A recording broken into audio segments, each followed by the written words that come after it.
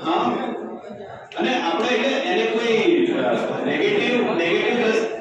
Negative દ્રષ્ટિકોણથી આપણે નથી વાત કરતા, પોઝિટિવ દ્રષ્ટિકોણથી વાત કરીએ છીએ કે જો કોઈ બાળક વ્યસન કરે છે તો આપણે એને વ્યસન મુક્ત કરવામાં મદદ કરીએ. એ દ્રષ્ટિકોણથી હું તમને કહું છું કે ભાઈ કોઈને એવું હોય કાં તો પછી માનો કે આ સેશન પૂરું થાય પછી પર્સનલી હું અહીંયા જ છું, બરોબર છે. એક આપણે પ્રદર્શની રાખી છે નાની એવી, તમે બધા પ્રદર્શનીમાં જોઈ શકશો કે વ્યસન અને વ્યસનને લગતા નુકસાનો શું થઈ શકે.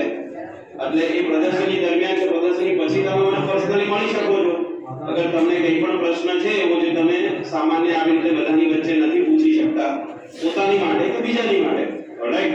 અને અમારી જીસીએસ હોસ્પિટલ છે, એ જીસીએસ હોસ્પિટલમાં તમે ગમે ત્યારે જે વ્યસન મુક્તિનો વિભાગ છે, સંતરાજભાઈ છે, અશોકભાઈ છે, બીજા અમારી ઉપીડી છે, ત્યાં તમે ગમે ત્યારે તમે કે તમારા સગા પરિવારજન, પડોશી કોઈને પણ જો તમને વ્યસનને લગતી સમસ્યાઓ લાગતી હોય તો ગમે ત્યારે લઈને આવી શકો છો.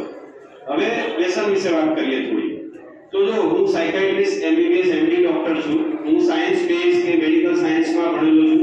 હવે આપણે જે વ્યસનને ગણતા હોઈએ, વ્યસન એટલે એવું સમજો કે ભાઈ લોકો એવું કહેતા હોય કે વ્યસન એટલે જાતે છોડવું પડે, પણ અમારી દ્રષ્ટિએ વ્યસન પણ એક બીમારી છે, બરોબર.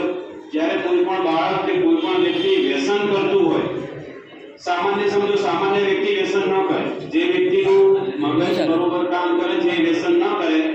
વ્યસન એવી વ્યક્તિ કરે કે જે માનસિક રીતે બીમાર, કાં તો વ્યસનનો બંધાણી, કાં તો એક પ્રકારનું મગજમાં વ્યસનની કારણે થતી રાસાયણિક ફેરફાર, બરોબર. તો વ્યસન પણ એક બીમારી છે. જેમ આપણે બીજી બીમારીઓને સારવાર કરી શકીએ છીએ અને મટાડી શકીએ છીએ, સેમ એ રીતે આપણે વ્યસનની સારવાર કરી અને વ્યસનને પણ દૂર કરી શકીએ, રાઈટ. એટલે એવું નથી કે વ્યસન છે તો ભાઈ વ્યક્તિ છોડવા નથી માંગતો તો કંઈ ના થઈ શકે, કે ભાઈ વ્યક્તિ છોડવા નથી માંગતો તો એની કોઈ સારવાર નથી. આપણા મેડિકલ સાયન્સમાં હાલના